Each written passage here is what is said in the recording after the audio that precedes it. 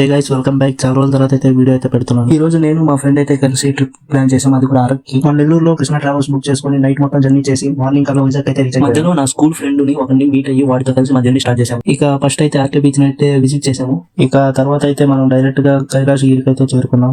అక్కడ నుంచి వైజాగ్ సిటీ చూస్తే ఉంది మావా, చిన్నంగా లేదు. ఇక కైలాసగిరి నుంచి మనం కిందకైతే వచ్చేసి అరకుకైతే స్టార్ట్ అయిపోయాం. నైట్ 10 అవుతుంది. అరకు ట్రైన్ ఎక్కి స్టార్ట్ అయిపోయాము. ఆ ట్రైన్ ఆ టనల్స్ వచ్చి వెళ్తుంటే మామూలు కూడా కాదు, ఒకసారి మీరే వినండి.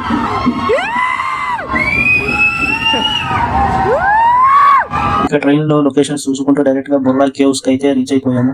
అరకుకు వెళ్ళేటప్పుడు బుర్లా కేవ్స్ మిస్ అవ్వకండి. ఎంజాయ్మెంట్ మామూలుగా లేదు, జనం కూడా మామూలుగా లేరు.